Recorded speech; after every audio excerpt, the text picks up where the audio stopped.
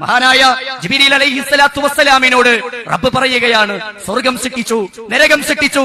സ്വർഗത്തെയും നരകത്തെയും സൃഷ്ടിച്ചതിനു ശേഷം ജിബ്രീലേ, അക്രമികൾക്ക് വേണ്ടി, തോന്നിവാസികൾക്ക് വേണ്ടി, സിനിമ കണ്ടവർക്ക്, സീരിയൽ കണ്ടവർക്ക്, ആ സംഗീതം ആസ്വദിച്ചവർക്ക്, മദ്യപാനത്തിൽ മുഴുകിയവർക്ക്, ഖബറിന്റെ മുന്നിൽ ചെന്ന് റബ്ബിനോട് പ്രാർത്ഥിക്കേണ്ടതിന് പകരം അല്ലാഹുവല്ലാത്ത അമ്പിയാക്കന്മാരെ, ഔലിയാക്കന്മാരെ, പ്രവാചകന്മാരെ, ബീവിമാരെ, തങ്ങന്മാരെ, ശൈഖുമാരെ, ഖബറുകളെ ആരാധിച്ചവർക്ക് വേണ്ടി സൃഷ്ടിച്ചു വെച്ച നരകത്തെ ഒന്ന് കണ്ടുവരൂ ജിബ്രീൽ. റബ്ബ് പറയുമ്പോ നരകം കണ്ടുവന്ന് ജിബ്രീൽ പറയുന്ന വാചകം, യാ റബ്ബി വഇസ്സതിക ലാ യസ്മഉ ബിഹാ അഹദുൻ വയദ്ഖുലുഹാ.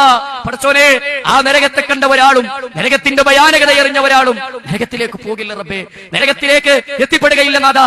നരകത്തിലേക്കുള്ള വഴി കണ്ടാൽ എത്രയും പെട്ടെന്ന് ആളുകൾ നരകത്തിന്റെ മാർഗത്തിലേക്ക് ചലിക്കൊള്ളൂ എന്ന് തോന്നുന്നു. നരകം കണ്ടാലോ നരകത്തിലേക്ക് ആളുകൾ ചെന്ന് പതിക്കാൻ അവർ ആഗ്രഹിക്കില്ല. അത്രമാത്രം ഭയാനകരമാണ് നരകം, അത്രമാത്രം ഭീകരമാണ് നരകം.